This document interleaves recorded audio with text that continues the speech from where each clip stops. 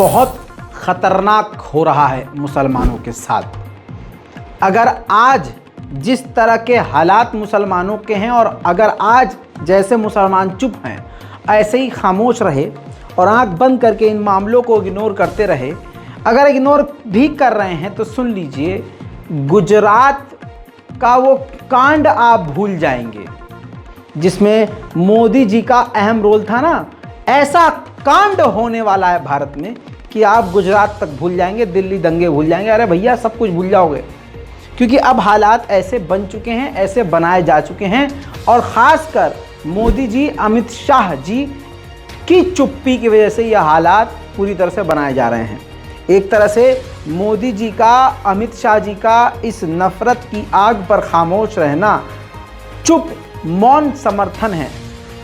इसी वजह से खुल्लम खुल्ला ये सब कुछ हो रहा है। आज मुसलमानों को इस तरह से फंसा दिया गया है कि कोई मुसलमान समुदाय में से कोई एक गलती करेगा तो सारे इस्लाम और सारे मुसलमानों को आतंकी कह दिया जाएगा। और अगर हिंदू समाज में अगर एक बाबा बलात्कारी हो तब भी खामोश रह जाएगा।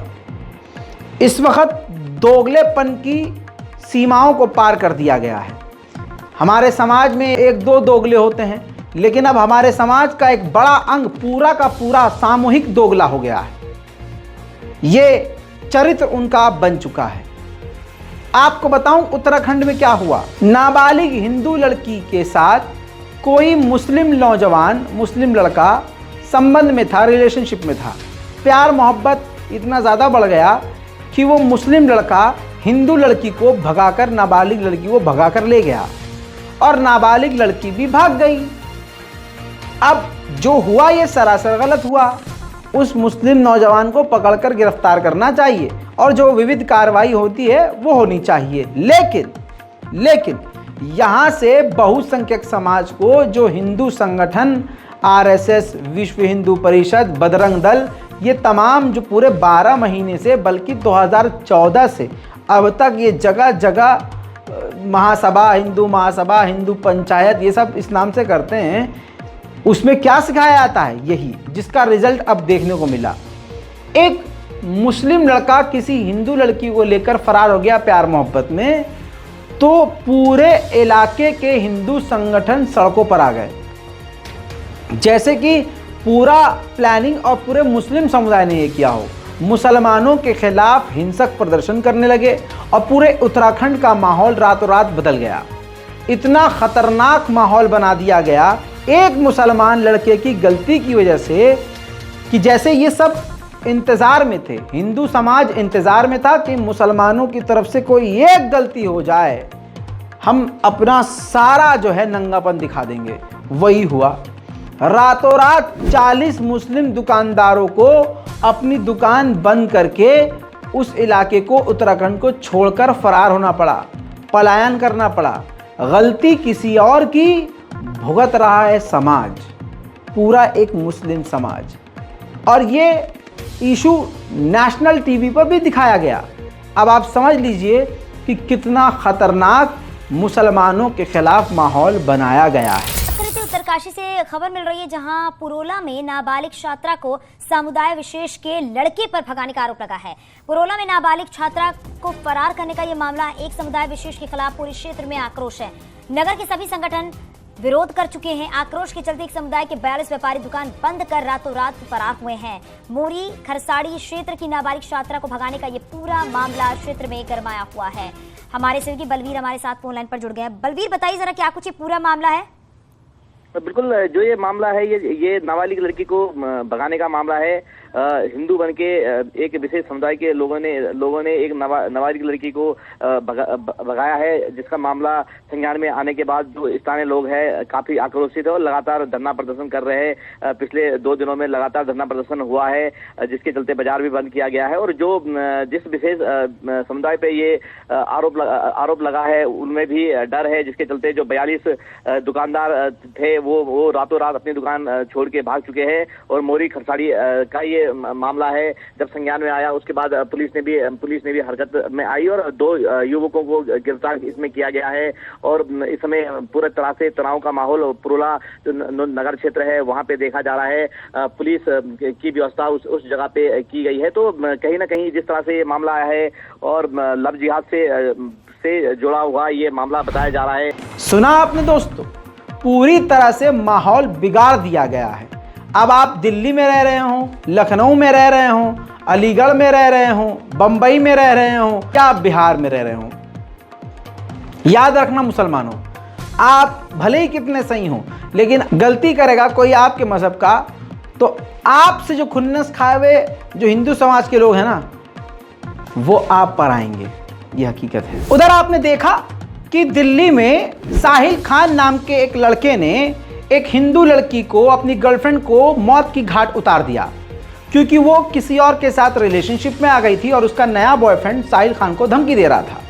साहिल खान का कैरेक्टर क्या था उसकी आईडी के बायो से ही पता चल जाता है।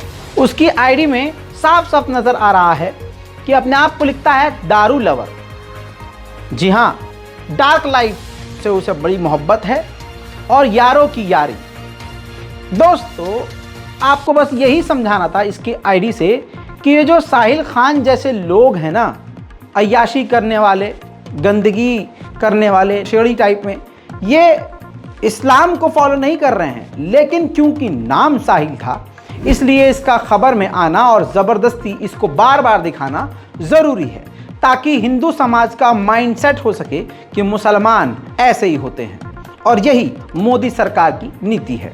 बहरहाल, मैं एक मुसलमान होने के बावजूद, एक भारतीय मुस्लिम होने के नाते इस बात को सीधा सीधा कह रहा हूं कि जिस प्रकार से जो तस्वीरें आप देख चुके हैं, जो मैं आपको दिखा नहीं सकता, बहुत ही विचलित करने वाली तस्वीरें हैं। पहले पटिया जो सील होती है, पटिया जो होती है, सील पट्टा जिसे कहते हैं, और जो ज़मीन पर पत्थर लगता है बड़ा वाला, उससे साहिल खान ने अपनी एक्स को बुरी तरह से पीटा और चाकुओं से गोद दिया।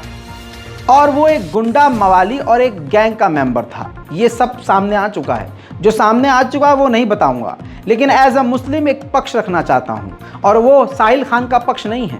एज अ मुस्लिम, क्योंकि मैं संघी नहीं हूँ तो बिल्कुल हकीकत बात बोलूँगा, साहिल खान ने अपना जुर्म कबूल किया है। एनडीटीवी की रिपोर्ट तो है मेरे पास, लेकिन कॉपीराइट के चलते हुए मैं आपको रिपोर्ट दिखा तो नहीं सकता, लेकिन बता ज़रूर सकता हूँ। एनडीटीवी का खुलासा ये है और जो पुलिस ने एक्सेप्ट किया है कि हाँ, साहिल खान ने अपना गुनाह एक्सेप्ट किया है और उसने वजह ये बताई है कि मेरे साथ रिलेशनशिप में थी। इस रिलेशनशिप में रहते हुए वो मुझे एक दिन अचानक इग्नोर करना शुरू कर चुकी और इग्नोर करते करते उसकी ज़िंदगी में कोई दूसरा लड़का आया। उस लड़के ने मुझे धमकी दी कि मेरी गंदी से, मेरी गर्लफ्रेंड से दूर रहे, जिसके बाद मैं डर गया था कि ऐसा ना हो कि वो उसका बंदा जो है मुझे मार दे। इस वजह से मैंने सोचा कि क्यों ना मैं इस बेवफा को ही कत्ल कर दूँ। कहानी क्लियर है। अब यहाँ पर एज अ मुस्लिम एक ही बात कहूँगा, सरकार से मेरा निवेदन है कि जब पता है आपको कि इसने कत्ल किया है और आपको मालूम है कि इसने कत्ल किया है और सबूत सारे आपके पास, सीसीटीवी फुटेज आपके पास है, तो देरी ना की जाए। और मुसलमान होने के नाते मैं आपसे गुजारिश करूंगा, बीच चौराहे पर, बल्कि इंडिया गेट पर इसको पब्लिकली फांसी दे दी जाए। क्योंकि मैं संगी नहीं हूं तो हक बोलने की औकात मेरी है। दोस्तों, अब यह खबर मैंने पूरी कवर कर दी। मैंने अपना हक अदा किया। मैंने यहाँ कोई हिंदू मुसलमान नहीं किया। मैंने साहिल खान का पक्ष नहीं रखा। मैंने कहा कत्ल कर दिया जाए, इसको फांसी की सज़ा दे दी जाए। मैं तो कह रहा हूँ जो इस्लाम में कत्ल की सज़ा है वो इसे दी जाए। और बताइए, हमारे यहाँ किसी मुसलमान कातिल के, बलात्कारी के समर्थन में रैली नहीं निकलती। मुसलमान कभी भी अन्याय के साथ नहीं होता। मुसलमान किसी बलात्कारी, कातिल, गलत इंसान के लिए प्रदर्शन नहीं करेगा और यही एक बार फिर से साबित होता हुआ नजर आ रहा है। वहीं अगर हिंदू समाज में आप देखेंगे तो ऐसे बहुत सारे बलात्कारी, कातिल लोग हैं जिनके समर्थन में बहुसंख्यक समाज के लोग सड़कों पर अपने भगवान का झंडा लेकर और तौबा तौबा अपने भगवान का नारा लगाकर उसके समर्थन में उतर जाते हैं। इसी को भगवान श्री राम कलयुग कहा करते थे। और ये घोर कलयुग चल रहा है। दोस्तों, इतना ही नहीं, जो साहिल के रिश्तेदार हैं वो भी उसके समर्थन में नहीं खड़े हुए। आइए साहिल के रिश्तेदार की आपको एक बाइट दिखाता हूँ। क्या नाम है? अमन। अमन। साहिल कौन लगता था आपका? जी मामा का लड़का, भाई लगता था। अच्छा, जिस तरह से उसने एक घटना को अंजाम दिया है, क्या चाहते हैं आप? जी जैसे उसने इस घटना को अंजाम दिया है, जैसे इसने उस लड़की को मारा है, वैसे ही हम चाहते हैं उसको भी मौत होनी चाहिए, फांसी की सज़ा हो उसको। अच्छा, आपको उसके बारे में पहले से भी जानकारी थी? जो हाथ में कलाई बांधता था, रुद्राक्ष की माला भी पहनता था? जी नहीं, कलाई वलाई के बारे में तो नहीं पता, कल वीडियो में देखा था कि उसके हाथ में भी कलाई थी। अच्छा, आप मानते हैं कि उसने बहुत गलत किया है? बहुत ज़्यादा गलत किया है। तो आप किस तरह की वो चाहते हैं आप? जी जैसे उसने किया है वैसे उसको फांसी होनी चाहिए। हम चाहते हैं कि उसको फांसी हो, ताकि आगे कोई ना तो वो और ना ही आगे कोई और करे। ठीक है, समझ गए आप, मुसलमान कभी भी गलत के साथ खड़ा नहीं होगा। लेकिन ये दोगले समाज के दोगले चेहरे जो अपने आप को हिंदू बताते हैं, हिंदू हिंदू बोलते हुए अपनी छाती पीटा, हिंदू के साथ ऐसा हो गया, हमारी हिंदू बेटी के साथ ऐसा हो गया, ये सिर्फ माहौल खराब करते हैं।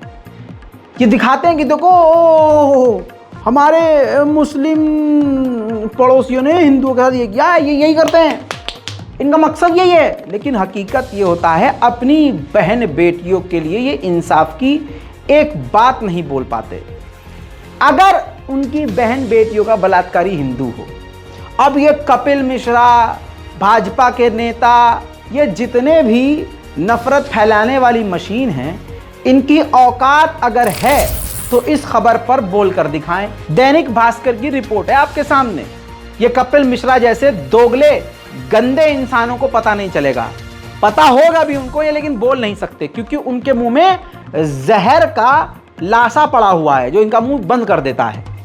महेंद्रगढ़ में 2.5 साल की मासूम लड़की को घर में घुसकर 2 साधु बाबा, भगवान के पुजारी साधु, 2 साधुओं ने उठा लिया और उसके साथ एक के बाद 2.5 से 3 साल की बच्ची के साथ गैंगरेप किया और फिर बच्ची को उसके घर में ले जाकर रखा है। दोस्तों, मां का यह कहना है, और जो जुमला बोल रहा हूं वो तमाम इस दैनिक भास्कर की रिपोर्ट में मौजूद है। मां की जब आंख खुली, मां ने बेटी को रोते हुए देखा तो अपनी तरफ घुमाकर उसको थपथपा कर सुलाने की कोशिश की। अचानक देखा कि बेटी खून से लथपथ है। पास के अस्पताल में तुरंत लेके गए तो दूसरे बड़े अस्पताल में रेफर किया गया, जहां डॉक्टरों ने बताया कि बलात्कार का मैटर है, जिसमें जो है 2 साधु ने, जो आपके सामने मैंने खबर रख दी और दैनिक भास्कर की, तो 2 साधु हिंदू बाबाओं ने बलात्कार किया।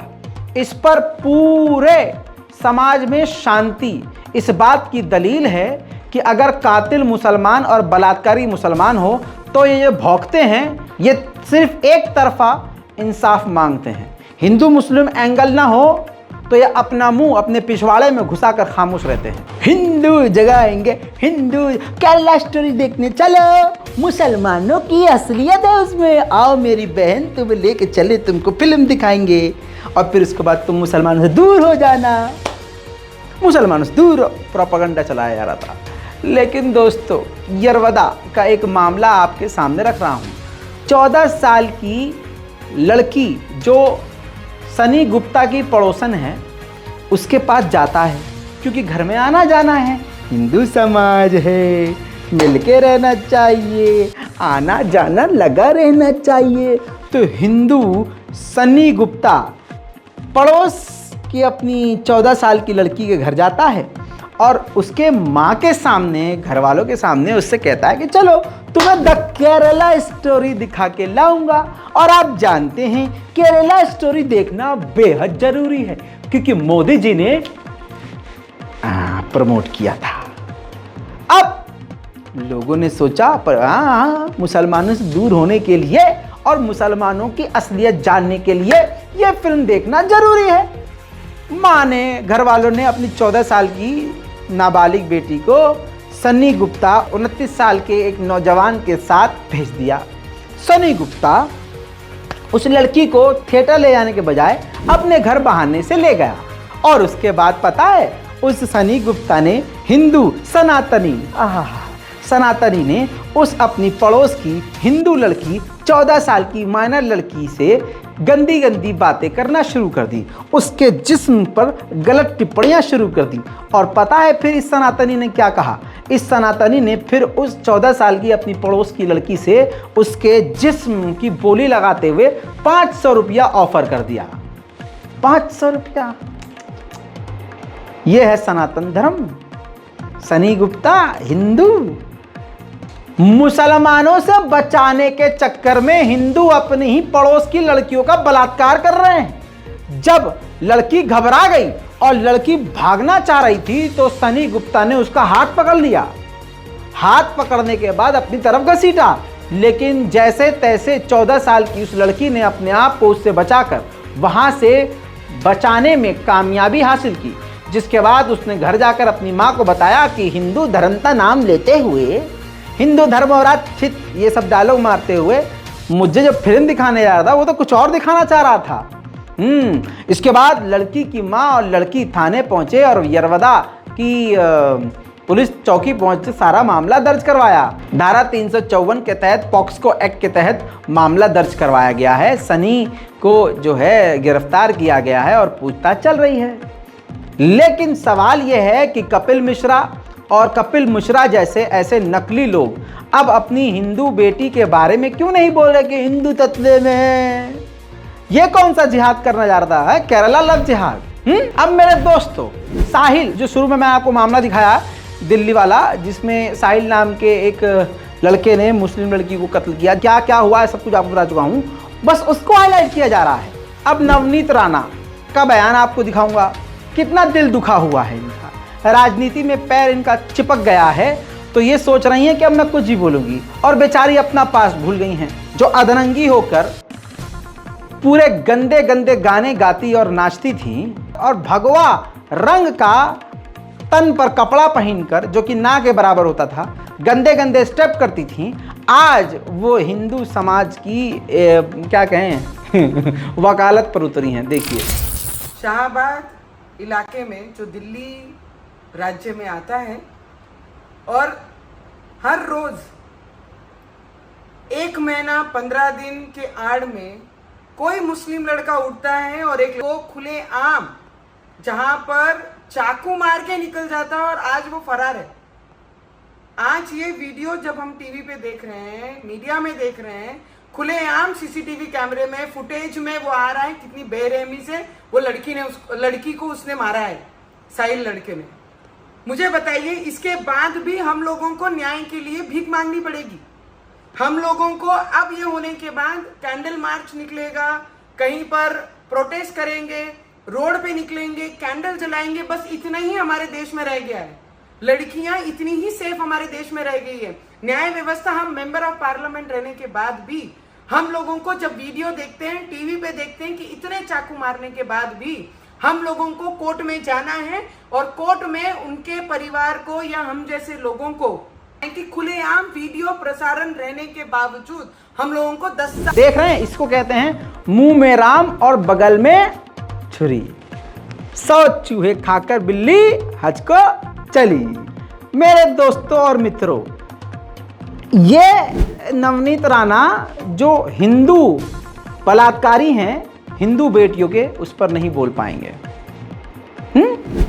इसी तरह से मुंह पे राम बगल में छुरी के डायलॉग से मुझे एक खबर और याद आ रही है। इस लौंडे को देखिए, पुलिस की गिरफ्त में है और इसके कंधे पर राम नाम का रामनामी रखा हुआ है गमछा, जिस पर भगवान श्री राम का नाम जपा हुआ है, प्रिंटेड है। यह फिरोजाबाद का योगेश है। 2 भाई हैं। पिता ने एक को घर और दूसरे को जमीन दे दी, लेकिन योगेश को जमीन में भी हिस्सा चाहिए था। पिता तैयार नहीं हुए तो ये भगवान श्री राम के चाहने वाले, जिन्होंने अपने कंधे पर रामनामी रखी हुई है, योगेश ने पिता के साथ अपनी मां को भी गोली मार दी। बहरहाल कल ये पकड़ा गया है, कंधे पर रामनामी है, हत्या का कोई पछतावा नहीं है। सोचिए इन जाहिलों को कौन सा सिस्टम सुधार सकता है। और इन जाहिलों के खिलाफ कपिल मिश्रा, नवनीत राणा और ऐसे तमाम नफरत के सौदागर इन पर कुछ नहीं बोल सकते, औकात ही नहीं है बोलने। ऐसे एक दो नहीं, सोशल मीडिया पर जहरीले जानवर बहुत से मौजूद हैं।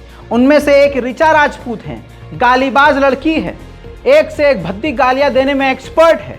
ये लिखती है कि मेरा वाला अब्दुल कलावा पहनता है, रुद्राक्ष की माला पहनता है, वो ऐसा नहीं है।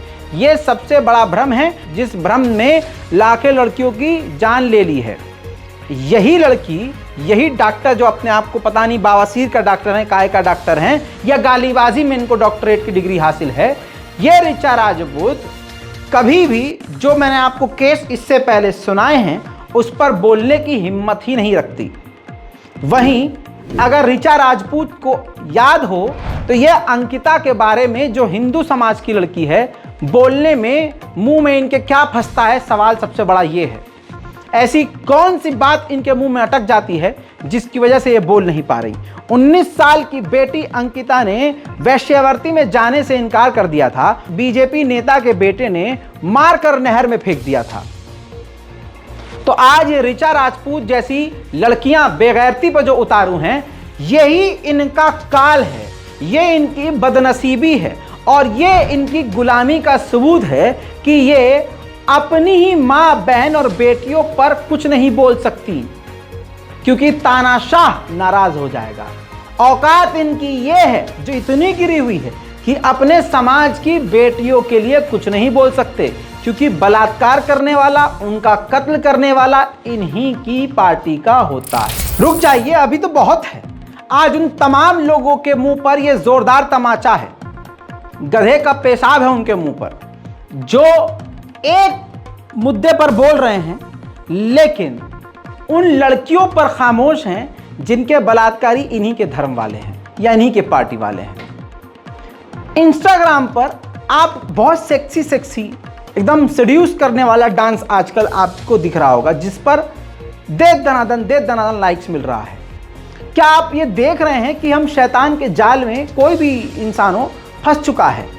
आज सोशल मीडिया हो या कोई भी प्लेटफॉर्म हो, अगर आप अच्छा काम करेंगे, अच्छा वीडियो बनाएंगे, सच बोलेंगे, तो वो वायरल भी नहीं होगा, उसको लोग पसंद भी नहीं करेंगे, उसको प्रमोट भी नहीं किया जाएगा और उसको लोग देखेंगे भी नहीं। ना लाइक्स मिलेगा, ना आपको फॉलो बैक में कुछ नहीं मिलेगा। लेकिन जहां आप नंगे हो जाएंगे या आप वल्गर कंटेंट बनाएंगे, ऐसे बहुत सारे इंस्टाग्राम पर इन्फ्लुएंसर बन चुके हैं। 3-4 लड़के इकट्ठा होकर ग्रुप बनाकर गंदे गंदे डायलॉग बनाते हैं, गंदे गंदे रील्स बनाते हैं, बिल्कुल अभद्र, जिसमें भाषाएं, गाली गलौज लोग पसंद करते हैं, फैन हो जाते हैं उनके। तो ये कयामत की निशानी है। मजे मजे में समझते नहीं है, लेकिन कभी ध्यान से सोचिएगा। ऐसे मुसलमान कई लौंडे हैं, 3-3 लौंडे ग्रुप बना रहे हैं, 4-4 लड़के अलग ग्रुप बना के गंदी गंदी भाषा का प्रयोग करते हैं और वायरल हो जाते हैं, मिलियंस में उसको सब्सक्राइबर पहुंच जाते हैं और वो फिर यूट्यूब पर आते हैं, यूट्यूब पर चैनल बनाते हैं, यूट्यूब पर भी चैनल हिट। तो अगर कोई गंदा काम करे तो वो हिट है, पैसा भी है, उसमें शान भी है। लेकिन कोई अच्छा काम करे तो उसमें शान नहीं है। इस स्टेप में आप देख रहे होंगे, इंस्टाग्राम जब स्क्रॉल करेंगे आप, तो छोटा छोटा कपड़ा पहन के जिस्म की 1-2 चीज़ छोटी छोटी छुपी होगी, बाकी सब एक्सपोज होगा और बहुत ही सेड्यूसिव डांस करती हुई लड़कियां वायरल होती हैं।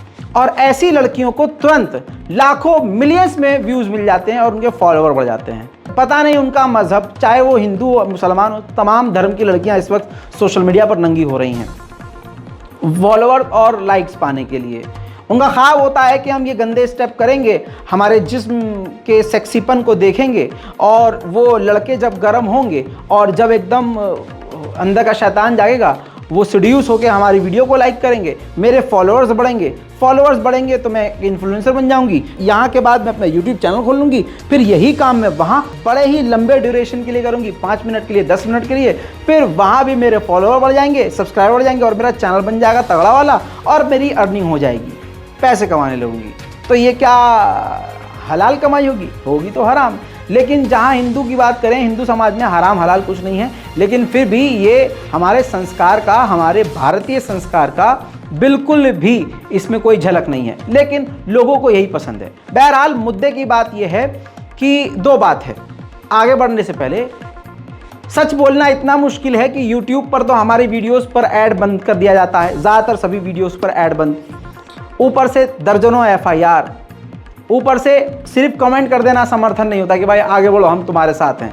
दुनिया में आगे बढ़ने के लिए पैसे की भी ज़रूरत होती है। दुनिया में आगे बढ़ने के लिए, कोर्ट कचहरी करने के लिए, पुलिस थाना करने के लिए ना, हमारा वकील भी कोई फ्री में काम नहीं करता। बहरहाल ये आप समझ नहीं सकते, आप सिर्फ लिख सकते हैं। दूसरी बात, सच बोलना इतना मुश्किल हो गया है कि इंस्टाग्राम, मेरा रज़ाग्राफी ऑफिशियल जो इंस्टाग्राम है वो मास रिपोर्टिंग के बाद सस्पेंड करवा दिया गया, क्योंकि एक ही रील पर 80 लाख व्यू आ गए थे, 8 मिलियन से ज़्यादा व्यूज़ आ गए थे और वो दबा कर वायरल हो गई थी, जिसमें मैंने कड़े सवाल उठाए थे और मुसलमानों को हिम्मत दी थी और अपने देश के संविधान की बात करी थी। तो कम्युनिटी गाइडलाइन, कुछ भी करना होता है तो सब गवर्नमेंट के हाथ में, आपको मालूम है, बहाना बना के कुछ भी। बहरहाल कोशिश की जा रही है कि उसको रिकवर किया जा सके, लेकिन अगर नहीं भी होता है तो आपके सामने सही सलामत खड़ा हूँ, बिल्कुल ठीक, मुझे कोई दुख नहीं है, क्योंकि ये चेहरा ही आपकी मोहब्बत हासिल करने के लिए काफ़ी है। मैं जहाँ जाऊँगा आप वहाँ होंगे और आप मुझे वहाँ मिलेंगे। दूसरी बात, वो जो गंदे गंदे स्टेप करने वाली लड़कियाँ होती हैं, प्रोफेशनल, आप देखा है आपने कि पूरी डांस क्लासेस होती हैं, क्लासरूम में ही रील बनाई जाती है और वीडियो वहाँ से वायरल होती है, रंग बिरंगी लाइटें लगी होती हैं और लड़कियाँ वहाँ गंदे गंदे स्टेप और बेहतरीन, जिसे आप बेहतरीन कहते हैं लेकिन वो होता वल्गर है, डांस किया जाता है। उसके बाद उसमें वो कोरियोग्राफर होते हैं, कोरियोग्राफर सिखाते हैं डांस। ऐसी एक घटना आ रही है नोएडा से। नोएडा में एक लड़की को डांस सिखाने वाले टीचर ने डांस सिखाने के नाम पर गलत स्टेप करते हुए रेप कर दिया। दोस्तों, मुंह छुपा हुआ है लेकिन हरकत मैं आपको बता रहा हूं। उत्तर प्रदेश नोएडा डांस स्टेप सिखाने की आड़ में नाबालिग से लगातार ये बलात्कार कर रहा था, कंटिन्यू बलात्कार कर रहा था। ये कुमार है, हिंदू संस्कारी आशीष कुमार। आशीष ने डांस सिखाने की आड़ में न सिर्फ लड़की के साथ बलात्कार किया, बल्कि जब लड़की मना कर रही थी तो जान से मारने की धमकी भी दी। नाबालिग के पिता की तहरीर पर अब पुलिस ने आरोपी को गिरफ्तार करके जेल भेज दिया है। तो मैं अपनी हिंदू समाज की बहन बेटियों और माता पिता से यही कहूँगा कि देखिए, पढ़ा लिखा कर अपनी बेटी को कुछ बनाइए, पायलट बनाइए, डॉक्टर इंजीनियर बनाइए, टीचर बनाइए, कुछ भी बनाइए। ये जो लाइन है नचनिया वाली, डांस वाली, इसमें मत फेंकिए, गंदी लाइन है।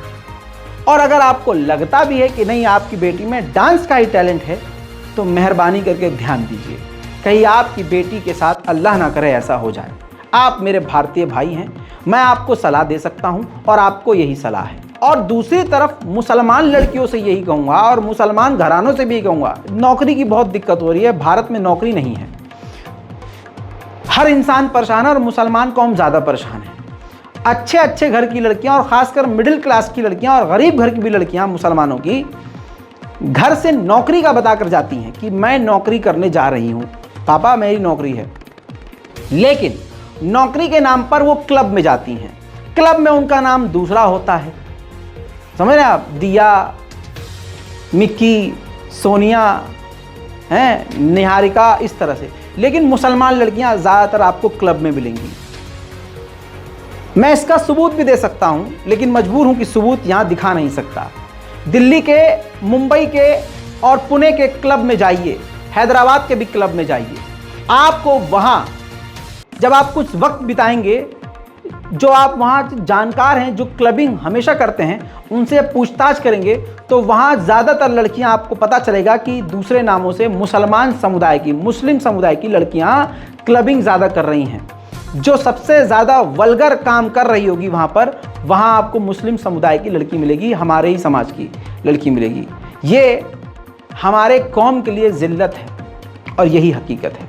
हमें बचना है, इन सब चीज़ों से दूर रहना है। ध्यान दीजिए, आपकी बेटी जो दोपहर में निकल रही है और रात को 11 बजे आ रही है, वो कहाँ जा रही है? जाहिर सी बात है, ऐसी ड्यूटी तो नहीं होती जहाँ आपकी बेटी नीचे तो यह शॉर्ट कपड़े पहन रही है, बिल्कुल एकदम short dress, one top short dress, one piece पहन रही है, और ऊपर से मकना, हिजाब और चादर पहन के, बुर्खा पहन के निकल रही है।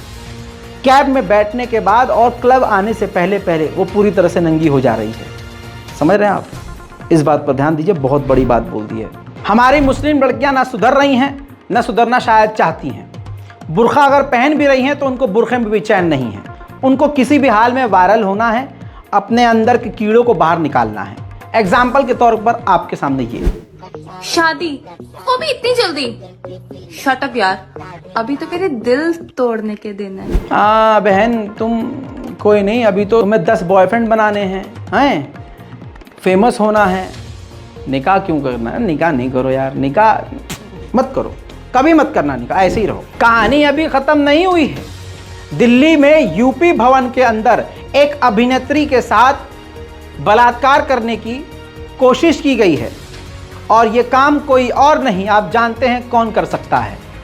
आपकी स्क्रीन पर इस लाल दायरे के अंदर जो शख्स नजर आ रहा है, भाजपाई सनातनी, ये वही आदमी है जिसका नाम है राजवर्धन सिंह परमार। नाम जितना बड़ा है, काम उतना छोटा है। एक लड़की ने इस पर, जो कि एक्ट्रेस बताई जा रही हैं, उत्पीड़न का आरोप लगाया है। दोस्तों, कोई ऐसी वैसी जगह नहीं, यौन उत्पीड़न यूपी भवन में हुआ है। बीजेपी के 2 बड़े नेताओं से मिलने की बात कह के राजवर्धन सिंह ने लड़की को यूपी भवन बुलाया और उसके साथ छेड़खानी की। तस्वीरों में आप देख और समझ चुके हैं कि ये घटिया इंसान कितनी ऊंची पहुंच रखता है। अब आपको हैरानी नहीं होगी कि ये किस पार्टी से जुड़ा हुआ है और किस संस्था से जुड़ा हुआ है। जब आप ये संस्था और पार्टी का नाम सुनेंगे तो आप कहेंगे कि अरे ये तो करते ही यही हैं। जी हाँ, ये संघी जानवर है, हिंदू संगठन से ये जुड़ा हुआ है और हिंदू संगठनों में अक्सर ऐसे लोगों का ऐसा काम करना आम बात है।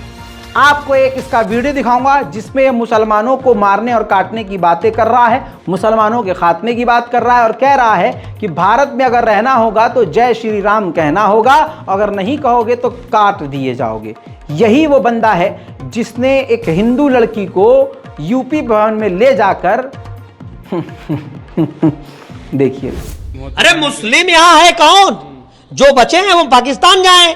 भारत हिंदुओं का देश है। अगर हिंदुस्तान में रहना है तो हिंदू बनना पड़ेगा और अगर यहाँ की सरजीब तहजीब में रहना है तो जय श्री राम कहना होगा। और जो श्री राम नहीं कहेगा वो श्रीलंका, पाकिस्तान, जहां जाना हो वहां चला जाए, वरना महाराणा प्रताप से ना सरकलम करने का काम करे। दोस्तों, आप समझ चुके हैं, ऐसी सोच वाला जो ये कहता है कि भारत में रहना होगा तो ये कहना होगा और ये कर देंगे जो भी मुसलमान विरोधी है अंदर से वो बलात्कारी है।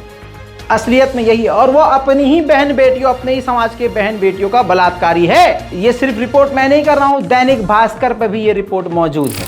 दिल्ली के यूपी भवन में एक अभिनेत्री के साथ यौन उत्पीड़न का मामला सामने आया है। महाराणा प्रताप सेना के राष्ट्रीय अध्यक्ष राजवर्धन सिंह परमार पर यौन शोषण का आरोप लगाया गया है। हालांकि राजवर्धन का कहना है कि उन्हें फंसाया जा रहा है। उन्होंने खुद का नार्को टेस्ट कराने की भी बात कही है। मैं तमाम साथियों से कहना चाहता हूं, मित्रों, अगर राजवर्धन सिंह गलत है तो आप जहां कहेंगे वहां फांसी पे चढ़ने को तैयार हूं। वहीं अभिनेत्री ने पुलिस को दिए स्टेटमेंट में कहा कि राजवर्धन ने नितिन गडकरी और राजनाथ सिंह से मिलवाने के लिए यूपी भवन में बुलाया था। यहां उसने यौन उत्पीड़न की कोशिश की, विरोध करने पर करियर बर्बाद करने की धमकी भी दी। पीड़िता के मुताबिक राजवर्धन राजनाथ सिंह को अपना ताऊ बताता है। Bureau report, Dainik Bhaskar. आपने इसके बयान में ये बिल्कुल महसूस किया होगा कि जिस तरह से इसने डायलॉग मारा है कि बीच चौक पे लटकाने ना, ऐसा मोदी जी ने भी कहा था। 50 दिन का समय दो दोस्तों, अगर मैं गलत रहा, मैं कामयाब नहीं, तो मुझे बीच चौराहे पर लटकाया। दोस्तों, प्रभावित है, इंस्पायर्ड बाय मोदी है, लेकिन काम देखिए कैसे है, कैसे है। दोस्तों, ये तो कुछ भी नहीं है। Ladies and gentlemen, introducing respected Jai Shah, the son of Home Minister of India, owner, secretary of BCCI, President Asian Cricket Council। दोस्तों, आपके सामने अब इनका एक वो वीडियो जो पूरी दुनिया ने देखा, जिसमें जब धोनी आउट होते हैं तो ये संस्कारी इशारे करते हुए BCCI के चेयरमैन और माननीय गृह मंत्री अमित शाह जी के लौते लाडले, जो बड़ी मेहनत से इस मुकाम पर पहुंचे हैं, अपना असली संस्कार दिखाते हुए रिकॉर्ड हुए हैं। ध्यान से ये देखिए दोस्तों, आप देख रहे हैं ध्यान से, ये बहुत ही बढ़िया। इस गेस्चर को आप समझिए, जाहिल, अंधा, गूंगा, बहरा अमेरिका, फ्रांस, जर्मनी, ब्रिटेन, कोई भी इंसान समझ सकता है कहीं का भी। और ये आईपीएल के लाइव शो में ये तमाम चैनलों से जारी किया गया है। तो आप समझ सकते हैं कि कैसी मानसिकता और कैसा घटिया इंसान है ये, कैसा घटिया इशारा किया है। लेकिन मुझे पूरा यकीन है कि बहुत जल्द इस पर आंड भक्तों की टीम और ख़ासकर गोदी मीडिया की गुलाम फौज जो नोएडा में बैठी हुई है, वो तमाम पत्रकार सामने आकर कुछ न कुछ इस पर सफाई ज़रूर दे देंगे। कुछ भी हो रहा है इस भारत में वो सिर्फ मुसलमानों के खिलाफ हो रहा है। जो कुछ किया जा रहा है मोदी सरकार की तरफ से बस मुसलमानों को मिटाने और दबाने के लिए किया जा रहा है। हालात ऐसे देखकर बॉलीवुड के भी तमाम लोग खामोश हैं, लेकिन नसीरुद्दीन शाह ने बड़ी बात आज बोल दी है। नसीरुद्दीन शाह ने बोला है कि आज भारत में नफ़रत एक फैशन बन चुका है, मुसलमानों के खिलाफ नफ़रत अब फैशन है। ये बात बिल्कुल हकीकत है। नसीरुद्दीन शाह ने बहुत सारी बातें कही हैं कि अब डायरेक्टर भी ऐसी फिल्म बना रहे हैं जो सिर्फ और सिर्फ बहुसंख्यक समाज को खुश कर सके और मुसलमानों को आतंकवादी बताया जा सके और सरकार को खुश किया जा सके। यही बात उन्होंने कही जो बात मैं आपको 2 साल पहले ही बोल चुका था। बहरहाल ये तो ट्रेलर है, अभी भारत के मुसलमानों का और बुरा हाल होना बाकी है। दोस्तों, इस पूरी रिपोर्ट पर अपनी राय कमेंट में ज़रूर लिखिएगा। रिपोर्ट को शेयर कीजिए और हमारे रज़ाग्राफी अनस्क्रिप्टेड चैनल पर जाकर एपिसोड्स को देखना, वीडियोस को देखना मत भूलिए, क्योंकि यहाँ तो खबर है लेकिन वहाँ खबर से बढ़कर कुछ ऐसी बातें हैं कि आप भीड़ में खड़े होकर किसी भी जाहिल इंसान को जो मुसलमानों के ख़िलाफ़, जो हमारे बाप दादाओं के ख़िलाफ़ कुछ बोल रहा हो तो सबूत के साथ आप उसको नंगा कर सकते हैं। इतिहास अगर व्हाट्सएप के ज़रिए, प्रेजेंट अगर व्हाट्सएप के ज़रिए भारत और दुनिया के डिफेंस के बारे में आपको एक्चुअल जानकारी बिना व्हाट्सएप के अगर चाहिए तो रज़ाग्राफी अनस्क्रिप्टेड पे आइए। मैं हूँ रज़ा और आप देख रहे हैं रज़ाग्राफी। जय हिंद।